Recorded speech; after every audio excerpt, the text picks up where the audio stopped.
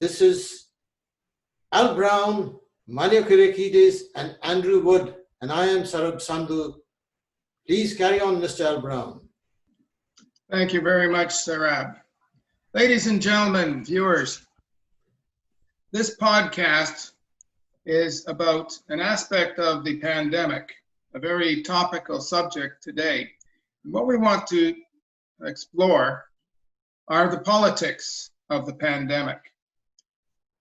Ever since this started, the governments of Canada and of the other countries have been very heavily involved in trying to persuade the people to adopt measures to combat the pandemic.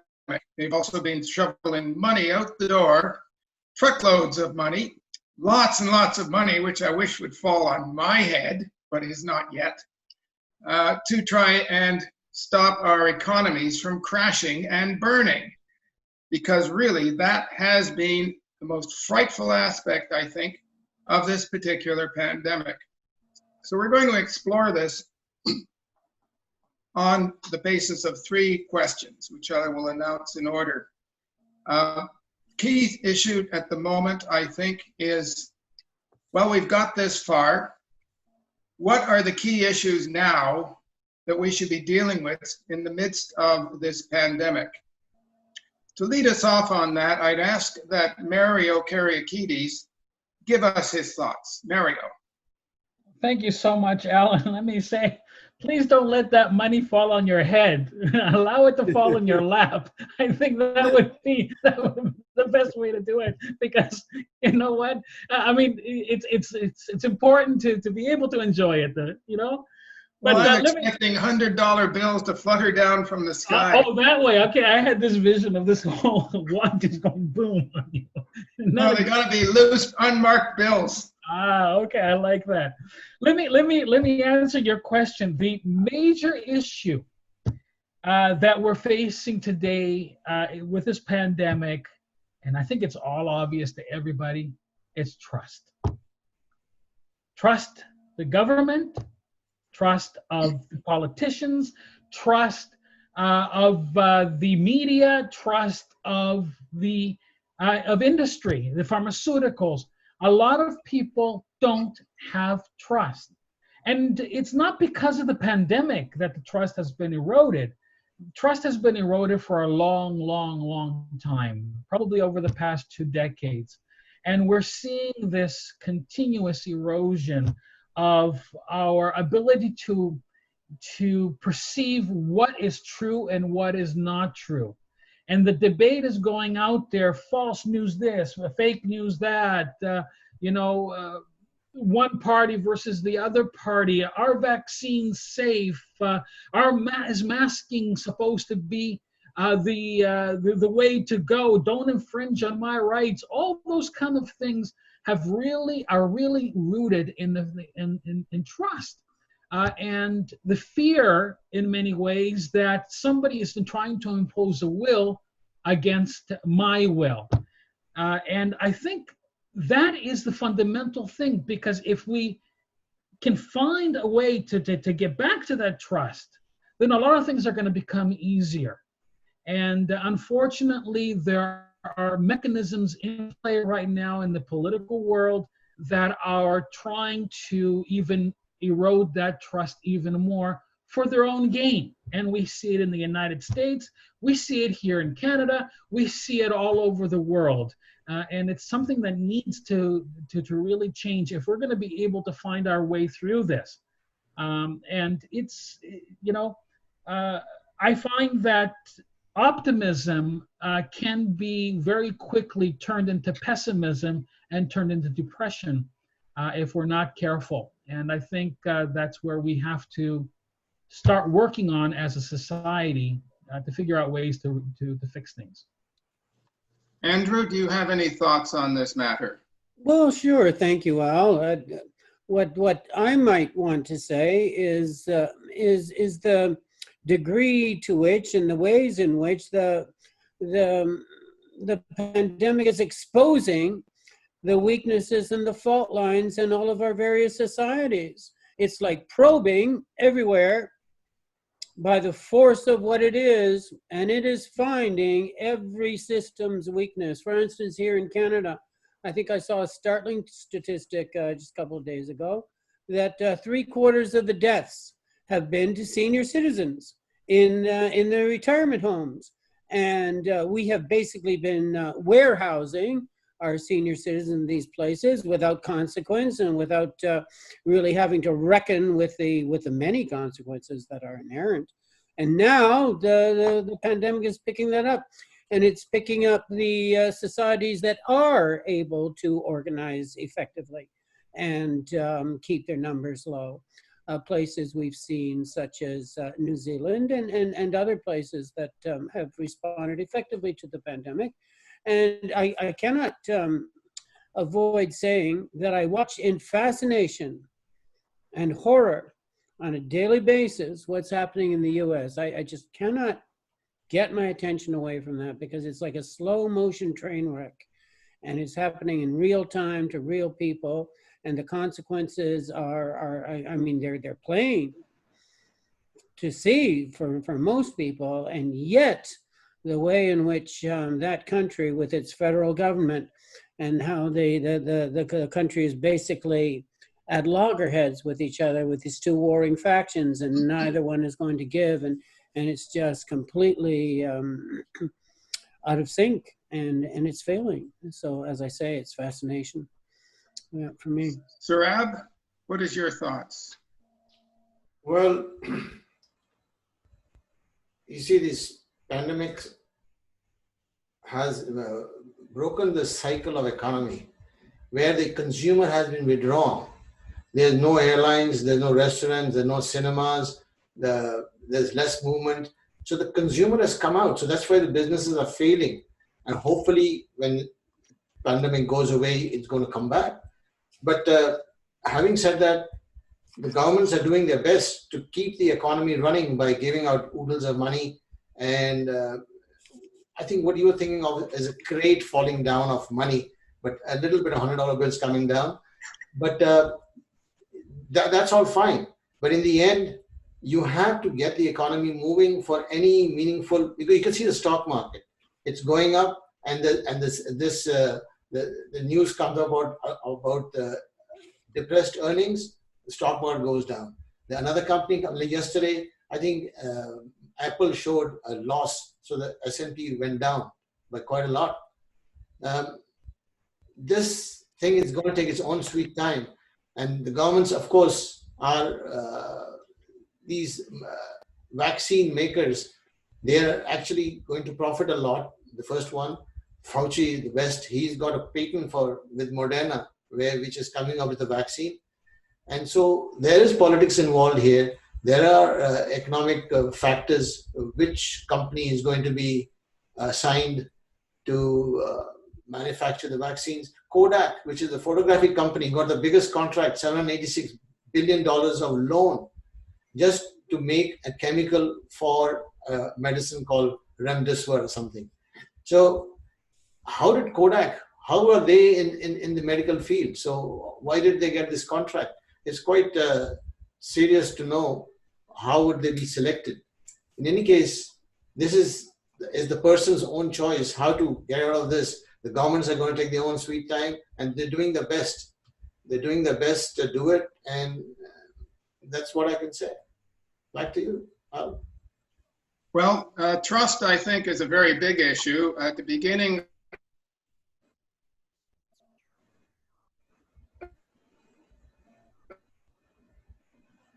I think we lost Al. Yes. Yeah. Oh, Al, you're frozen there. We don't have you. Okay, carry on. He'll come back.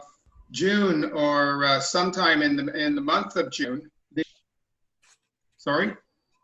In June, the Liberal government here had a 40% approval rating. Then the Tories started bringing out scandal items, and it's dropped like a stone.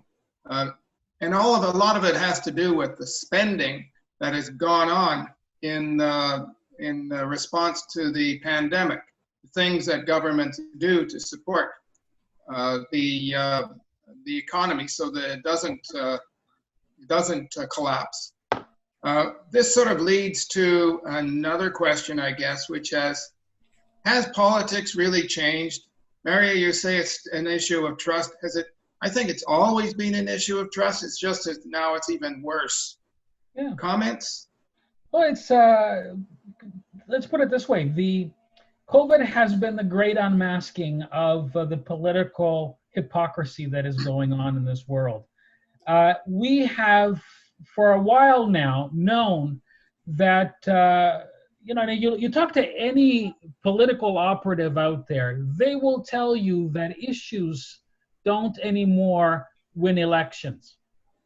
You can come out and say, I got the best healthcare. You can sit there and outline the best healthcare plan, come with PowerPoint presentations and show people what is. But that doesn't sell it anymore, because the other party will have an issue, will have their issue, and then they will show it. And the people, because of the way we are split in a polarized political world, what's happening is people don't listen anymore to issues. What they respond to is emotion. And this is the big secret that a lot of operatives know about, and they target the emotional aspect of our political life and our life as well. They tell you to fear this person. They call them nicknames. They sit there and they wag their hand on you, telling you, like we were seeing about 2-3 weeks ago, that guy's trying to get Trudeau to say, show me the money, kind of thing. I thought he was going to say that, and I was going to see Cuba, what's his name? The movie with Tom Cruise, right? And basically that is something that is just a game that we're seeing.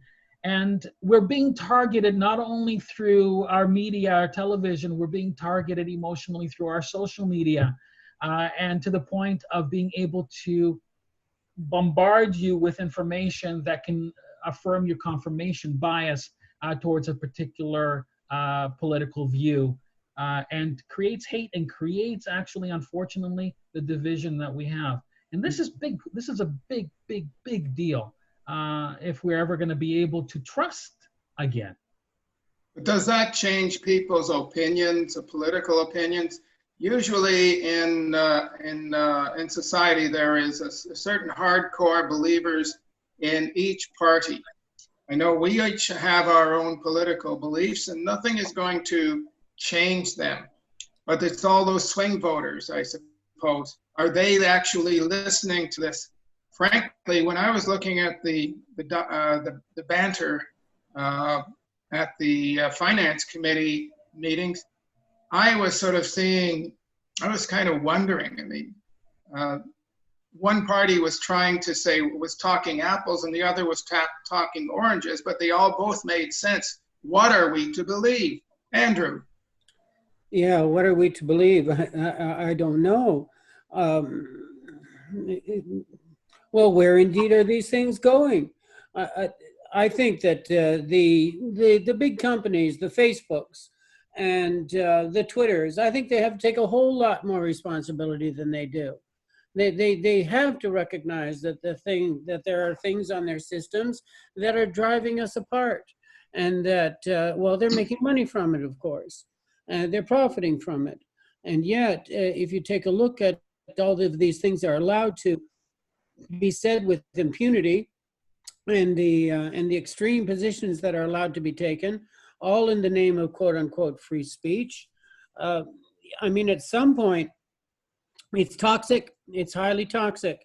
So we need new laws. We need new thinking. We need new discussions around these things.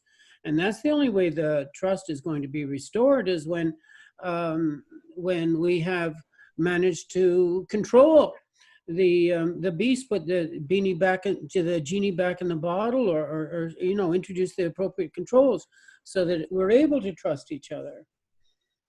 I was reading a book recently about this very topic of the Facebooks, the Googles, the Twitters, and all that.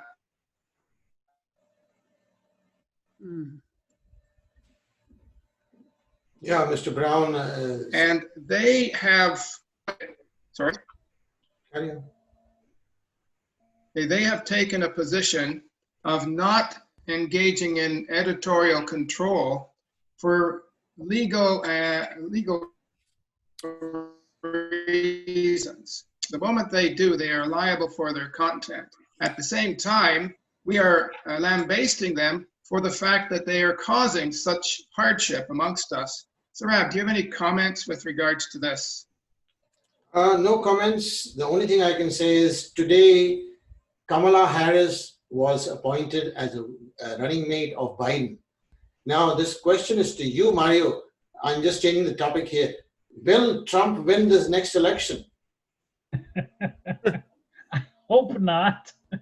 I hope not. But listen, if I was to say no, I would be a fool. Okay, because let's put it this way. One of the things that Trump is a lot of things, and there is a lot of negative things about this man that he exemplifies quite a bit of what you would call flim-flam artistry, which is basically a con artist. And con artists know exactly which buttons, emotional buttons, to pull. Create hope. Could be false hope. It doesn't have to have any kind of substantiation behind it, as long as it's 2 weeks out, as he always says. In 2 weeks, I'm going to unveil the greatest healthcare program ever and that the world has ever seen. By the time after I'm elected, I am going to, this is the new one, I am going to forgive debt and I'm going to forgive the taxes and all that. I mean, come on. This is where the problem comes in. And people resonate emotionally with the words. They will not go any deeper to analyze what he says, especially his base. So what happens is we talk about herd immunity, and I'm going to say this word, and it's going to be a tough one. We have become sheep to our emotional, shackles many times, and we do follow those particular confirmation bias, and we're told, don't listen to anybody else. They're evil. They're your enemies. So can Trump win, Sarah? Yeah, he can win. And we got to start taking things seriously and understand the nature of this individual. He is not out for the common good of Americans. He's not out for the common good of the world.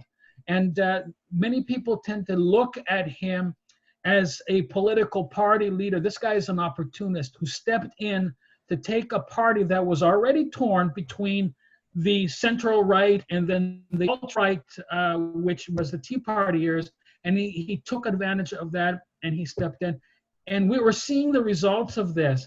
If he was smart enough, and I'll finish with this thought, if he was smart enough, at this particular junction when he is so low in the polls, he would have turned around and done everything he could to basically earn himself a second term by helping people, by getting involved, by getting the federal government involved, to help Americans. But he's not doing that. Because he's in his own little blinders about himself and his ego. And that is what a narcissist does, and that is what a demagogue does. And I'll leave Actually, Mario, he has been doing some things. Like the other day, he was announcing special programs for rural areas, which is where the Republican vote largely is, not in the cities. He was announcing grants to small hospitals. He was doing a payroll tax freeze. They collect their taxes and stuff a little differently. And he was doing this all with his executive powers. Now, in the last month, the Congress has been trying to negotiate an aid package which would extend unemployment benefits. Excuse me. But it failed to pass.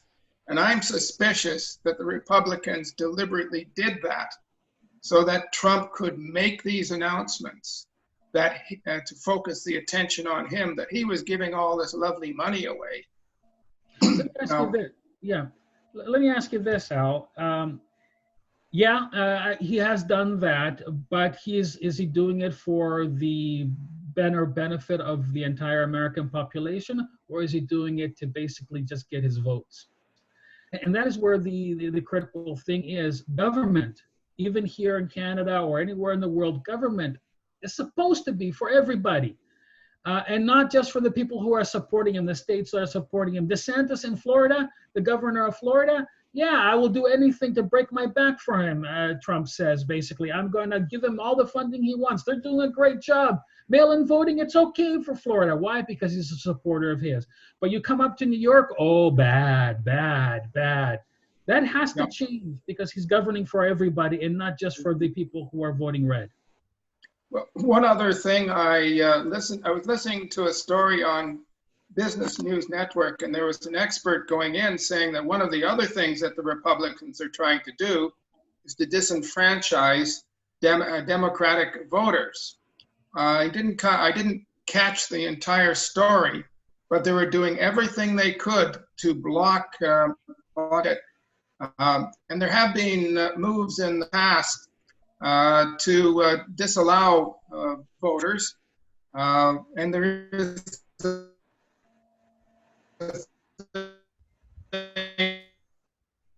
you've probably heard of gerrymandering.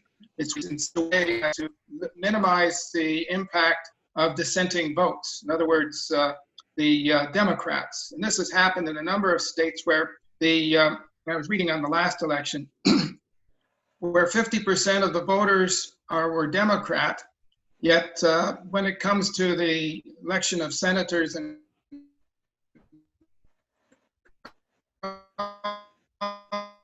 congressmen, about 7 out to be Republican. And it's happening in a lot of places in the States. It is a problem. And if it's happening right now, if all of this is happening, it sounds to me like it's business as usual for politics in the States. And it seems to me, at the moment at least, that it's business as usual for Canada. We see the Tory party trying to tear apart the Liberal Party by accusing them of all sorts of financial mismanagement and corruption. It doesn't look like anything has changed. Andrew, do you have any comments? Well, I guess that's true. The Tories have been pushing the We Charity scandal for a month, I guess, here in Canada, and I just don't think it has the kind of traction with the public that they'd like it to have. So I'm not going to go too much into that, but it seems trivial to me, the problems we have in Canada compared to the very major problems that the U.S. is having now and going through the throes of its election in November. So that's kind of what we've been talking about. And I know our attention in Canada, I mean, we're just drawn to that story and we can't look away. So yeah, I'm extremely invested in that story. I don't think that Trump is going to win this year. I think it is pretty clear that the votes are on the other side right now, but I wouldn't put any limit on his efforts to gerrymander the vote, as you're saying, to declare the mail-in vote fraudulent, to disallow votes that are counted after the night of the election, just to pull out any and every trick he possibly can to invalidate the proceedings, number one, and to declare them fraudulent ex post facto, number two. Like I say, it doesn't seem like there's any bottom to this story. It can only get worse, and so we'll see where it goes. Gentlemen, we'll move on now to the final question of this podcast, which is, what should governments do right now with regards to the pandemic? Do they continue the sort of support lines they have, or do they leave people to their own devices? Sarab? Well, they are doing, well, for a start, before we go there, I must tell you, Donald Trump is a Gemini. So to understand them, you have to have another Gemini do that. I'm a Gemini too, so be careful what you say now. Yeah, the governments are doing their best, and it is a big task. If you were part of the government, think from that perspective, what do you have to do? And they're also in uncharted waters. They're doing what they think is best. And of course, we find faults in how they do it and how they don't do it. in the hindsight.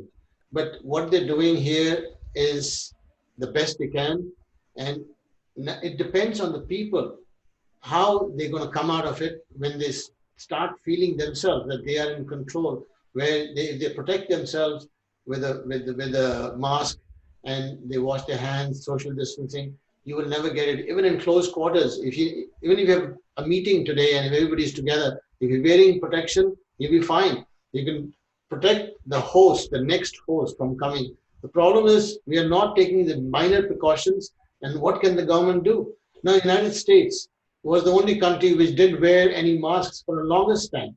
And South Korea, Japan were very strict about it, and see the results there and see the results here. It's a standard process, which is more, as we were talking, political. But if they are started from the beginning, and they take the precautions, nothing will happen. Of course, in places like Hong Kong, it's erupting again. For that, I have a feeling that, well, I know Andrew is going to say I'm making it a conspiracy theory, but it seems like somebody's walking around with a spray can of COVID and spraying it wherever you want the thing to start again.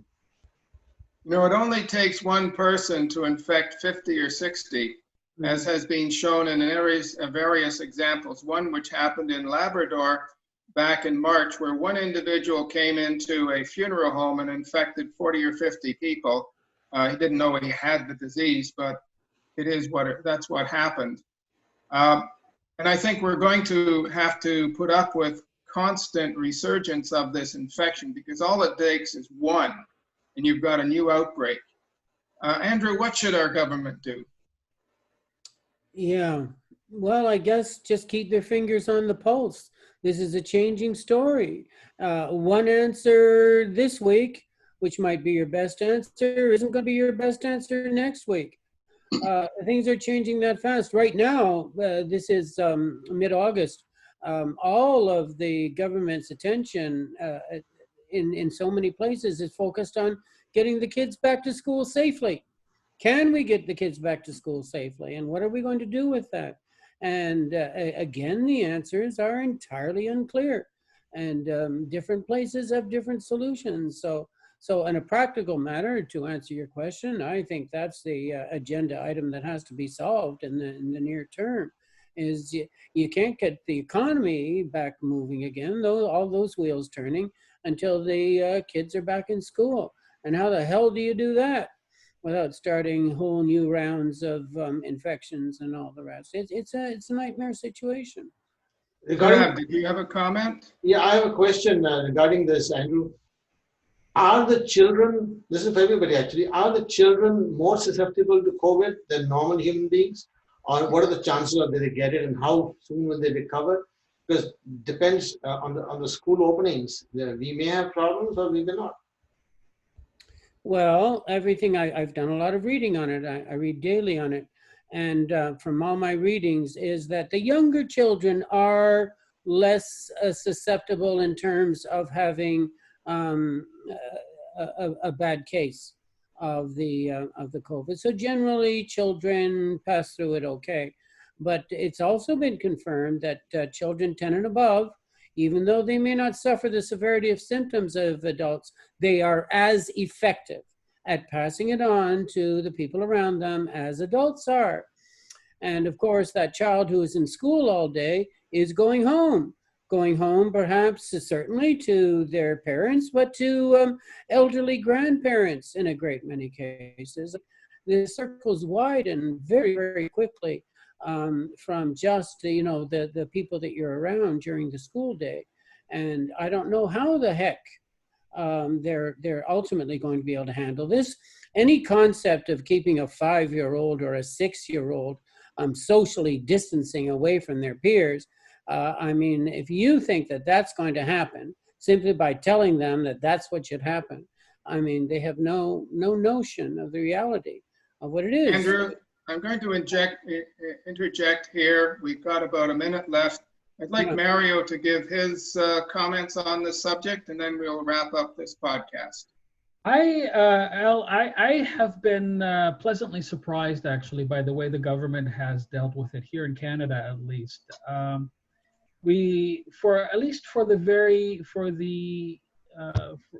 For a short time now, we saw both parties, both the federal party, which is liberal, and the provincial party in Ontario, which is conservative.